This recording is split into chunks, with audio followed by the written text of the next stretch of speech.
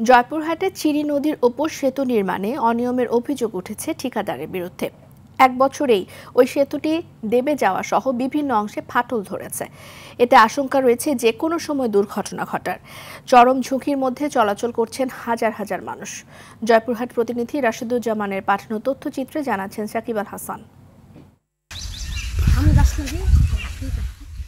2024 সালের মার্চ মাসে 72,73,000 টাকা বরাদ্দে জয়পুরহাট সদর উপজেলার উত্তর জয়পুরে চিরি নদীর উপর ব্রিজটির নির্মাণ কাজ শুরু করে ঠিকাদারি প্রতিষ্ঠান রফিক অ্যান্ড মিম ব্রাদার্স।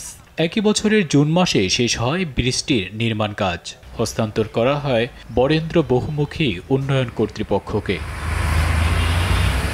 কিন্তু বছর না যেতেই 65 ফুট দৈর্ঘ্যের এই ব্রিজের বিভিন্ন স্থানে ফাটল দেখা দিয়েছে। দুই প্রান্তে বালুমাটির ওপর সংযোগ স্থাপন করায় ডেবে গেছে সংযোগস্থল।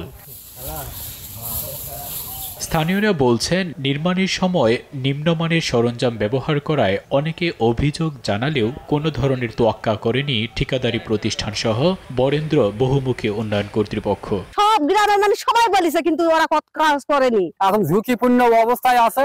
এখন এপারের লোক যাতে ভয় করে, ওপারের লোক আসতে এখন বর্তমান ভয় করে। বরাদ্দের কেবল 45 লাখ টাকা পেয়েছে ঠিকাদারি প্রতিষ্ঠান। আরও টাকা বকেয়া রয়েছে বলে জানায় তারা। বালুমাটিতে ওখানে ব্রিজটা করা উচিত হয়নি, এই অভিজ্ঞতা আমাদেরও ছিল না, মনে এই অভিজ্ঞতা ছিল না। ওদের বক্তব্য হলো যে আপনারা গোটা ব্রিজ ভেঙে নতুন করে করেছেন, ওখানে বিল নিয়েছে আমি 45 লাখ টাকা, আরো কিছু বিল পাবো। এদিকে অনিয়মের অভিযোগ এনে ঠিকাদারের বিরুদ্ধে আইনানুগ ব্যবস্থা নেওয়া হবে বললেন বরেন্দ্র বহুমুখী উন্নয়ন কর্তৃপক্ষের এই নির্বাহী। আমাদের উচ্চ পর্যায়ে একটি কমিটি যে ডিজাইন করে দিবেন এবং সেই অনুসারে এখানে ত্রুটিটা সংশোধন করা হবে।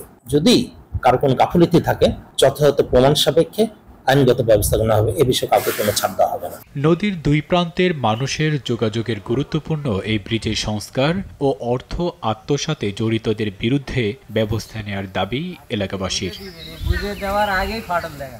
সাকিব আল হাসান, RTV।